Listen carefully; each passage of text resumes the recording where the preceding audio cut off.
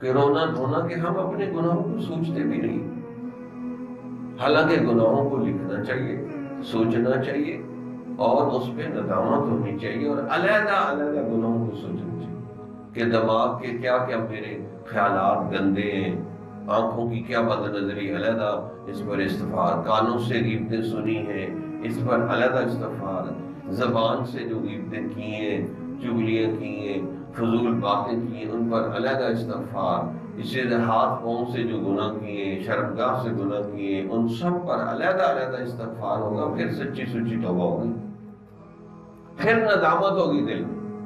ورنہ ویسے استغفر اللہ کہتے رہیں گے اور گناہوں کو سوچ کے ندامت نہیں ہوگی تو بات نہیں بنے گی۔ دیکھو جیسے جسم ہوتا ہے، اس میں سے روح نکل جائے تو جسم کچھ بھی نہیں ہے، اسی طرح اگر توبہ معافی میں سے ندامت نکل جائے تو وہ بھی مردہ لاش کی طرح۔ ندامت ہوتی ہے توبہ استغفار کی روح، کہ دل میں شرم ہو، ندامت ہو، اور آپ جو ہے شرمندہ ہوں اللہ کے سامنے کہ یا اللہ یہ میں نے غلط کیا ہے، مجھے معاف فرما۔ ہمارے ندامت ہی نہیں، حضرت امام غزالی رحمۃ اللہ علیہ نے بھی یہ بات لکھی ہے کہ توبہ استغفار کی روح جو ہوتی ہے وہ ندامت ہوتی ہے، شرم ہوتی ہے کہ میں نے یہ کیا کر دیا۔ تو ندامت ہوگی تو تب سچی سچی توبہ کی توفیق ملے گی، پھر شاید رونا آ جائے۔ اچھا بعض اوقات تکلفاً بھی بندہ روئے تو اس کو رونا آ جاتا ہے، مطلب ہاتھ اٹھا لے، لمبی دعا مانگے، رونے کی کوشش کرے، رونے کی کوشش کرے تو پھر بھی بندے کو رونا نصیب ہو جاتا ہے۔ لمبی دعا میں بار بار آپ رونے کی کوشش کریں، رونے والی شکل بنائیں تو اللہ کو پھر بھی ترس آ جاتا ہے اور رونے کی توفیق مل جاتی ہے۔ رونے جیسا منہ ہی بنا لو اگر ہے آنسو خفا، اس کی رحمت کو تو بخشش کا بہانہ چاہیے۔ اور یا بعض اوقات کوئی شعر آپ کے دل پہ ہٹ کر جائے، اس شعر کو بار بار دہراؤ، کیونکہ شعروں کے اندر ردم ہوتا ہے، وہ دل کے اوپر بڑا اثر کرتے ہیں۔ تو علامہ اقبال کی شاعری کا ہم نے یہ تجربہ کیا ہے کہ جو ان کے کسی دو چار شعروں کو بار بار پڑھے تو بڑی جلدی اس کو رونا ہے،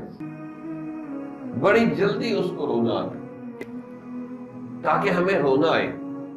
یہ ایک ان کی نظم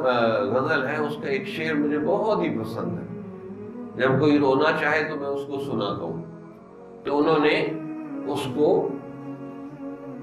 ہمیں بتایا ہے، سمجھایا ہے، پوری ایک غزل ہے لیکن اس کا ایک شعر مجھے بہت پسند آتا ہے۔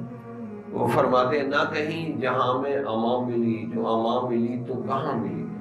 کہیں بھی اب میرے گناہوں کی وجہ سے مجھے امان نہیں مل رہی، پناہ نہیں مل رہی، نہ کہیں جہاں میں امان ملی، جو امان ملی تو کہاں ملی، میرے جرم خانہ خراب کو تیرے عفو بندہ نواز میں۔ ہے نا لیلۃ القدر کی دعا حضرت نبی صلی اللہ علیہ وسلم نے فدا کا ابی و امی و روحی اما عائشہ کو سکھائی تھی کہ جی لیلۃ القدر ملے تو ہم کیا دعا مانگے؟ اللہم انک عفو کریم تحب العفو فاعف عنا فاعف عنا فاعف عنا، کہ اللہ اللہم انک عفو، تو معاف کر دینے والا ہے، مجھے بھی معاف کر۔ اللہم انک عفو کریم، کرم کرنے والا ہے اور معاف کرنے کو پسند کرتا ہے، اس لیے اللہ مجھے بھی معاف کر۔